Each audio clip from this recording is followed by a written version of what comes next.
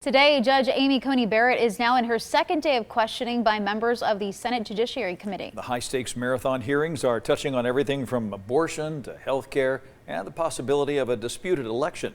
ABC's Andrew Dymburt reports. Judge Amy Coney Barrett facing another round of questioning from senators today after the president's Supreme Court pick sat through nearly 12 hours of interrogation by lawmakers on Tuesday. From a conservative point of view, generally speaking, we want legislative bodies to make laws, not judges. Is that correct? That is correct.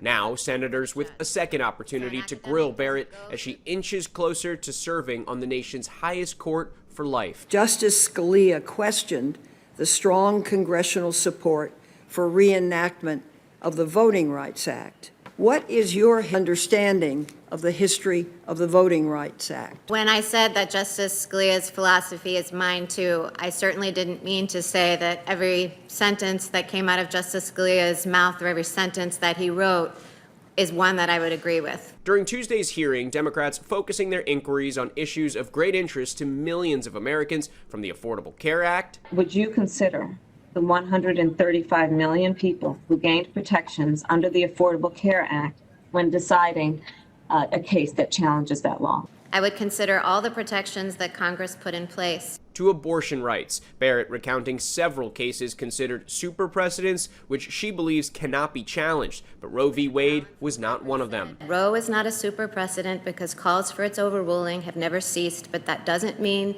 that Roe should be overruled. And with the November election less than 3 weeks away, President Trump has said he's counting on Barrett and the court to look at the ballots. Asked whether she would recuse herself from an election dispute case, Barrett not ruling it out. I would consider it. I certainly hope that all members of the committee have more confidence in my integrity than to think that I would allow myself to be used as a pawn to decide this election for the American people.